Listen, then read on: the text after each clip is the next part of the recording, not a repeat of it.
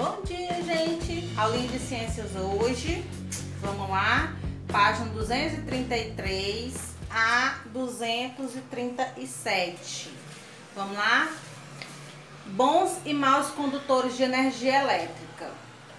O pai de Joaquina vai fazer suco de abacaxi. Para isso, ele colocou pedaços da fruta, água e gelo no liquidificador. O que é preciso fazer para que o liquidificador funcione? Né? Ele botou tudo lá.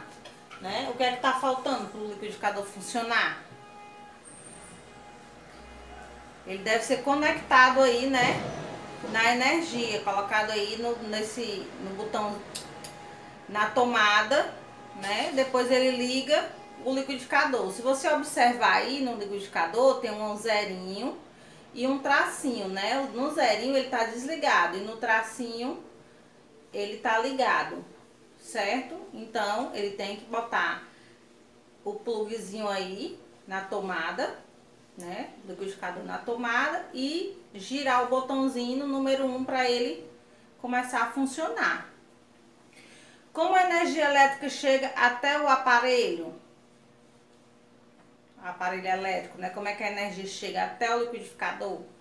Né? A gente viu na aula passada que a energia é gerada pelos geradores elétricos, né? Esses geradores elétricos levam a energia, né? Sai fazendo todo o transporte até chegar na tomada. Vamos ver como é que esse transporte chega.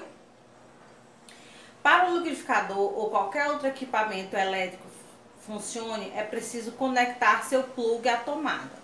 Além disso, é preciso acionar o botão liga, desliga, né? Você está desligado, você liga, está ligado, você desliga. A energia elétrica gerada nas usinas precisa chegar até o equipamento elétrico. Isso acontece por meio dos fios condutores das linhas de transmissão, das linhas de distribuição, que são os postes das ruas, e do interior das residências, né? Que são a fiação que vem por dentro da casa até chegar na tomada. Aí ele faz um desenho aí, ó, de como é que funciona tudo isso, ó. A usina elétrica, né, lá gerando energia, aí ela passa lá pro gerador elétrico e vai passando, ó. Aí vai para a subestação elétrica, dessa subestação elétrica vai passando pelas linhas de transmissão, que são esses fios mais grossos, aí vem para a subestação elétrica nas cidades. Dessa subestação, ela vai sendo distribuída também pelos fios, né, dos postes. Chega na instalação elétrica que tem na sua casa, que fica lá fora no poste. E de lá é que vai ser transmitida, né, para dentro da sua casa, da sua residência. Se vocês perceberem, ó, as linhas de transmissão e as linhas de distribuição são diferentes, os postes, ó, né? As linhas de transmissão, elas têm os postes maiores, mais largos, e as linhas são mais grossas, né? E os postes, que são as linhas de distribuição, são mais fininhos, né? E tem os fios mais finos. Interessante, né? 234. Existem materiais que são bons condutores de energia elétrica. Eles são utilizados para fabricar os fios que conduzem energia elétrica de um local até o outro, por exemplo. Em geral, os metais como o cobre são bons condutores elétricos, né? São aqueles condutores, são os fios onde eles passam, né, por dentro da energia, certo? Os materiais que dificultam a passagem da energia elétrica, como a borracha e o plástico, são chamados mau condutores de energia elétrica. Então, ó, se você prestar aí atenção nesse desenho, que são os fios elétricos, né? Tem a parte de cobre, que é a parte que transmite, né? Que são os bons condutores, ele transmite a energia. E tem os plásticos, né? Que fica do lado de fora, que é o material isolante, para quando você pegar no fio, você não levar um choque, né? Algumas ferramentas utilizadas em reparos elétricos são feitas de metal devido à resistência desse material. Porém, o metal utilizado também é um condutor elétrico. Por esse motivo, o local onde as pessoas seguram a ferramenta é recoberto por um material isolante, como borracha ou plástico, para evitar choques elétricos. Então, ó, a chave de fenda, o alicate, uma chavezinha que você, não sei se vocês já viram, que você coloca na tomada e ela acende, né? Todas essas ferramentas, elas têm a parte de metal, que é resistente para você fazer qualquer serviço, mas também tem a parte de borracha, porque se fosse todo de metal, você ia levar um choque, né? Quem fosse utilizar, levaria um choque. Então, essa parte emborrachada, né? Essa é um isolante elétrico, né? Para quando você segurar e tiver que pegar num fio ou numa tomada, né? Você não levar o choque, certo? Então, ó, tem a chave de fenda, a partezinha amarela com preta é o isolante elétrico e a parte metal, né? É o material condutor elétrico. Do mesmo jeito é o alicate. Se você pegar, por exemplo, numa tomada, né, botar o alicate na tomada e pegar nessa partezinha aí, que é um condutor elétrico, você leva um choque, né? Então, muita coisa que é utilizada, a tesoura, né, tem a parte de metal e tem a parte de plástico, que caso ocorra, né, você mexer na eletricidade com a tesoura, também tá lá para a parte, né, para você não levar o choque. Página 235, ele fala sobre o circuito elétrico. Quando o liquidificador do pai de Joaquina entrou em funcionamento, surgiu uma corrente elétrica nos fios condutores, desde a usina elétrica até o aparelho. Quando o material conduz energia elétrica, ele é percorrido por uma corrente elétrica. Agora observe a imagem ao lado. Então, aí na primeira, ó, o aparelho elétrico funciona quando é percorrido por uma corrente elétrica. Então, ele ligou na tomada, a energia vai passar pelo fio até chegar no motor do liquidificador, né? Para quando ele acionar o liga, ele começar a funcionar. Ele quer que pare de funcionar, ele desliga o liquidificador no botãozinho, né? E depois tira ele da tomada, porque se ficar na tomada, ele vai estar lá percorrendo lá pelo fio a energia. Aí ele pergunta aí, ó, por que o aparelho parou de funcionar? Né? Primeiro porque ele desligou. Se você prestar atenção aí no botãozinho liga e desliga, a primeira figura tá no tracinho e a segunda figura já tá na bolinha, né? Que já tá dizendo que tá desligado. Então, o botão tá na posição de desliga. Quando se pressiona o botão liga, desliga do aparelho na posição desligado, a corrente elétrica é interrompida e o aparelho para de funcionar.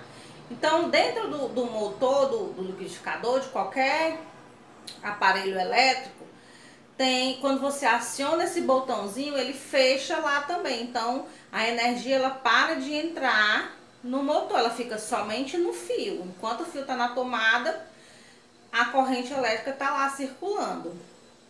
Então, muito cuidado quando for mexer nisso aí.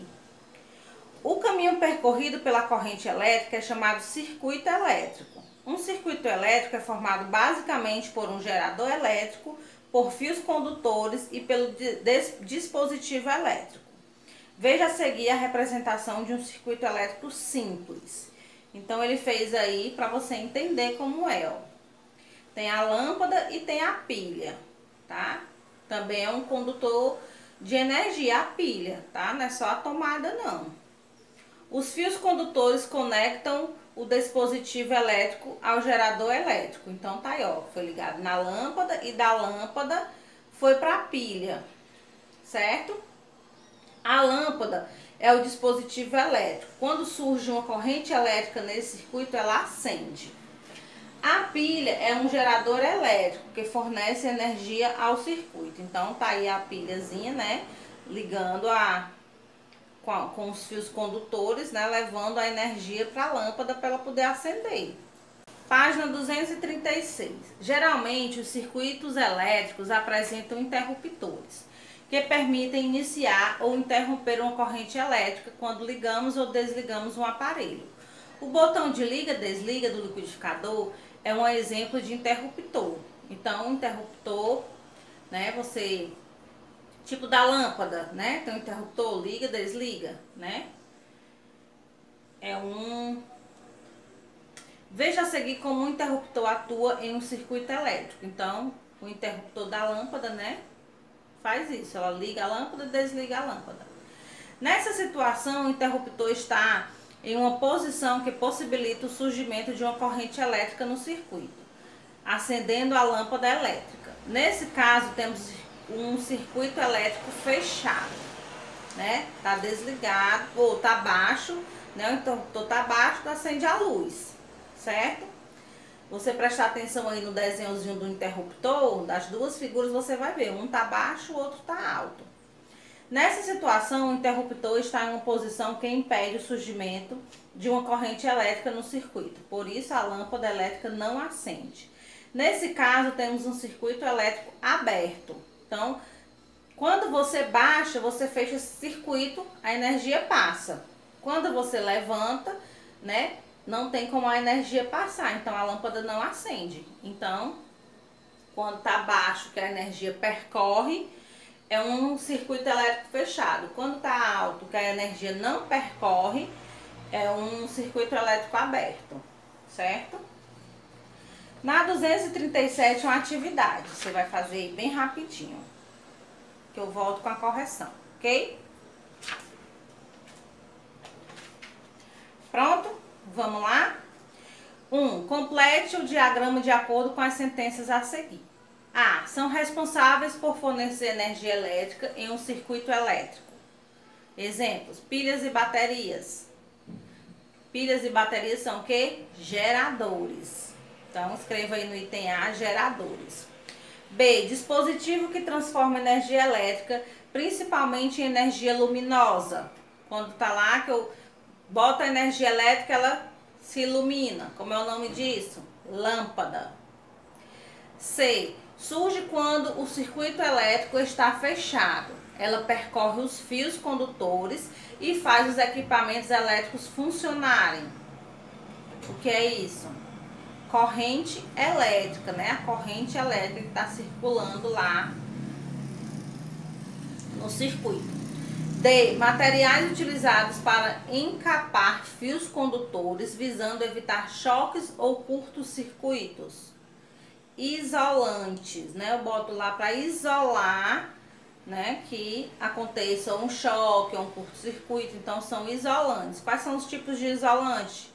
Borracha, né, que a gente viu aí, a borracha e o plástico, né? E materiais utilizados para conduzir energia elétrica em um circuito elétrico, condutores, certo? Então, A, geradores, B, lâmpada, C, corrente elétrica, D, isolantes e E, condutores.